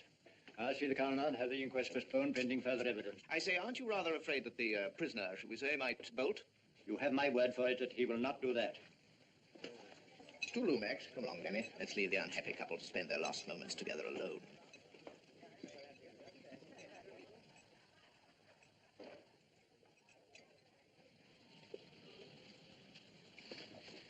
Are you sure you don't want me to go with you, Max? No, darling, it'll be very tiring for you. I'll be back the very first thing in the morning, and I won't even stop to sleep. I'll be waiting for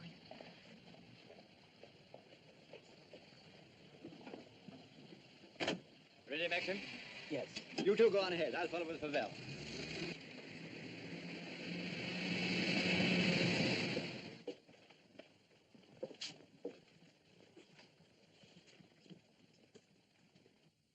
Dr. Baker, you may have seen Mr. De Winter's name in the papers recently. Oh, yes, in connection with the body that was found in a boat. My wife was reading all about it. A very sad case. My condolences. No, this is going to take hours. Let me... Don't bother, Favel. I think I can tell Dr. Baker. We're trying to discover certain facts concerning the late Mrs. De Winter's activities on the day of her death, October the 12th last year. I want you to tell me, if you can, if anyone of that name paid you a visit on that date. I'm awfully sorry. I'm afraid I can't help you. I should have remembered the name De Winter. I've never attended a Mrs. De Winter in my life. Well, how can you possibly tell all your patients' names? I can look it up in my engagement diary, if you like. Did you say the 12th of October? Yes. Here we are. No De Winter. Are you sure? Well, here are all the appointments for that day. Ross, Campbell, Steddall, Perino, Danvers... Danny? Yeah. What the devil? Would you read that name again? Did you say Danvers? Yes, I have a Mrs. Danvers for 3 o'clock. What did she look like? Can you remember? Yes, I remember her quite well. She was a very beautiful woman. Tall, dark, exquisitely dressed. Rebecca. The lady must have used an assumed name. Is that so? This is a surprise. I'd known her a long time. What was the matter with her? My dear sir, there are certain ethics. Could you supply a reason, Dr. Baker, for Mrs. De Winter's suicide? For her murder, you mean? She was going to have a kid, wasn't she? Come on, out with it. Tell me, what else would a woman of her class be doing in a dump like this? I take it the official nature of this visit makes it necessary for me to... I assure you, we'd not be troubling you if it were not necessary. You want to know if I can suggest any motive as to why Mrs. De Winter should have taken her life? Yes, I think I can. The woman who called herself Mrs. Danvers was very seriously ill. She was not going to have a child. Well, that was what she thought. My diagnosis was different. I sent her to a well-known specialist for an examination and x-rays. And on this date, she returned to me for his report. I remember her standing here, holding out her hand for the photograph. I want to know the truth, she said. I don't want soft words in a bedside manner. If I'm for it, you can tell me right away. I knew she was not the type to accept a lie. She'd asked for the truth. I let her have it. She thanked me. I never saw her again, so I assumed that... What was wrong with her? Cancer. Yes, the growth was deep-rooted. An operation would have been no earthly use at all. In a short time, she would have been under morphia. There was nothing that could be done for her, except wait. Did she say anything when you told her? She smiled in a queer sort of way. Your wife was a wonderful woman, Mr. De Winter. And oh, yes, I remember she said something that struck me as being very peculiar at the time. When I told her it was a matter of months, she said, "Oh, no, doctor, not that long." You've been very kind. You've told us all we wanted to know. We should probably need an official verification. Verification? Yes, to confirm the verdict of suicide. I understand. Could I offer you gentlemen a glass of sherry? Oh, very kind. I think we ought to be going. Thank heaven we know the truth. Dreadful thing. Dreadful. Young and lovely woman like that. No wonder I never had the remotest idea. Neither did Danny, I'm sure. I wish I had a drink. Will we be needed at the inquest any further, Colonel Julian? No, I can see to it that Max should not trouble any further. Thank you, sir. You ready to start, Colonel? No, thank you. I'm staying in town tonight. Let me tell you, Favel, blackmail is not much of a profession. We know how to deal with it in our part of the world, strange as it may seem to you. I'm sure I don't know what you're talking about. But if you ever need a new car, Colonel, just let me know. It's impossible to thank you for your kindness to us through all this. You know what I feel without my saying it. Not at all. Put the whole thing behind you. But let your wife know. She'll be getting worried. Yes, of course. I'll phone her at once, then we'll get straight down to Mandalay. Goodbye, Crawley. Maxim's got a great friend.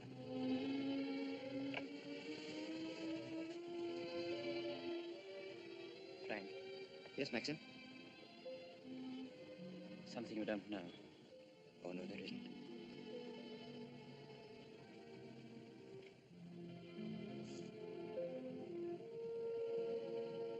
I didn't kill her, Frank. But I know now that when she told me about the child, she wanted me to kill her. She lied on purpose. She foresaw the whole thing. That's why she stood there laughing when she... Don't think about it anymore. Thank you, Frank. Hello, Danny. I just wanted to tell you the news. Rebecca held out on both of us. She had cancer. Yes, suicide. And now Max and that dear little bride of his will be able to stay on at Mandalay and live happily ever after. Bye-bye, Danny. This your car, sir? Yes? Will you be going soon? This isn't a parking place, you know. Oh, isn't it? Well, people are entitled to leave their cars outside if they want to. It's a pity some of you fellows haven't anything better to do. When you phoned, did she say she'd wait up? I asked her to go to bed, but she wouldn't hear of it. I wish I could get some more speed out of this thing. Is something worrying you, Maxim? I can't get over the feeling something's wrong.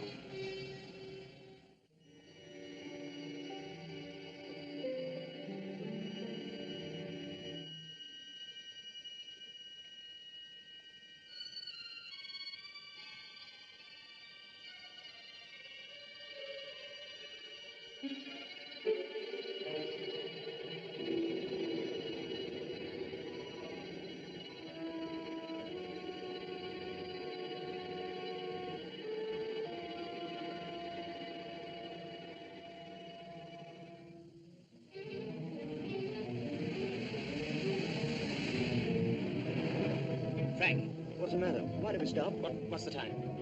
Well, the clock's wrong. Must be 3 or 4. Why? That can't be the dawn breaking over there.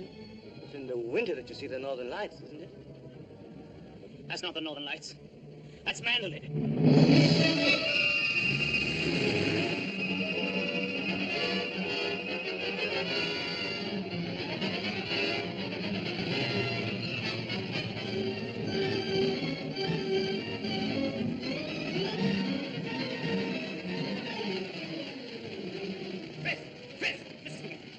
I thought I saw her. Where?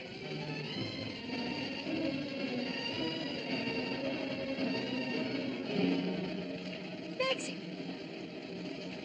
Thank heaven you come back to me. Are you all right, darling? Oh, yes. Are you all right? Mrs. Danvers. She's gone mad. She said she'd rather destroy Mandalay than see us happy here. Look! The West Wing!